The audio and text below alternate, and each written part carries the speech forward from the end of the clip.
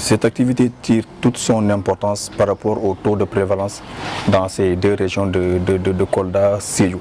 Mais il faut aussi noter que le projet se déroule dans trois régions, à savoir Kolda, Sédhiou et Kédougou.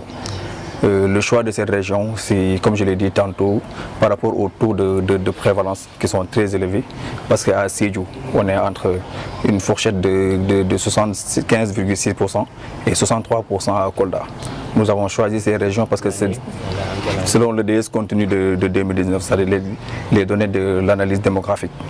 C'est des données que nous tirons de l'État du Sénégal, qui met en place une équipe d'enquêteurs qui viennent sur le terrain, vraiment rencontrer les acteurs qui interviennent dans le domaine et qui font un travail extraordinaire qui permet de remonter l'information de la base vers les autorités.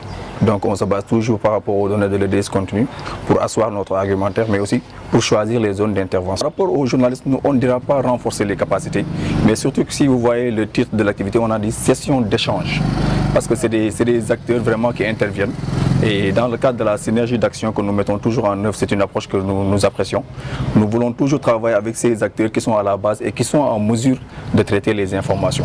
Pourquoi ces séances d'échange? Parce que peut-être avec les journalistes, nous pouvons tirer des leçons apprises et voir avec eux quelle est la meilleure méthode ou bien les meilleurs termes à utiliser quand il s'agit de traiter des données concernant les mutilations génitales féminines et les mariages d'enfants.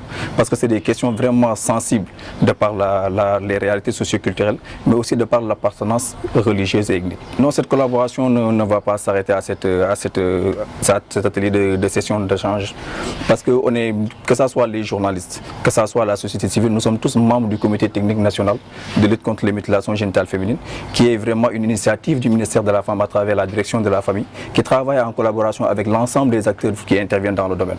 Et quand on dit les acteurs, ce n'est pas seulement la société civile, mais il y a l'État, et quand je dis État, il y a les structures déconcentrées, il y a aussi les ministères sectoriels, mais aussi les journalistes qui sont de la presse et qui sont toujours sur le terrain.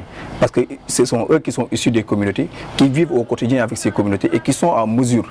Parce que le DS continu, c'est vraiment notre base de référence, mais on peut rester 2 à 3 années sans pouvoir avoir ces données vraiment qualitatives et quantitatives au niveau communautaire. Donc quand nous travaillons avec des acteurs qui sont au niveau de la base et qui sont en mesure de faire remonter l'information, de vraiment ressortir cet aspect qualitatif et quantitatif que nous avons besoin, c'est vraiment un plus. Et comme nous sommes des acteurs qui intervenons dans le même champ d'intervention, c'est une synergie d'action que nous voulons vraiment mettre en œuvre. Comme le réseau a une vision qui s'arrête à 2030 en disant, nous voulons d'ici 2030 contribuer à l'élimination des mutilations génitales féminines. Pourquoi contribuer? Parce qu'on est sûr que seulement nous, à notre niveau, on ne pourra pas, seulement en tant qu'acteur de la société civile, mettre fin aux mutilations génitales, mais nous voulons apporter notre pierre à l'édifice. Et comme je l'ai dit tantôt, pour mettre fin à ce fléau, il va falloir que nous travaillions en synergie avec l'ensemble des acteurs qui interviennent dans le domaine. Donner une date et dire que d'ici 2030, il n'y aura plus de mutilations génitales féminines, vraiment c'est notre souhait en tant qu'organisation de société civile. Parce que cette lutte n'a pas commencé avec nous, mais nous souhaitons apporter notre pierre à l'édifice pour que nous contribuions ensemble à mettre fin à cette pratique.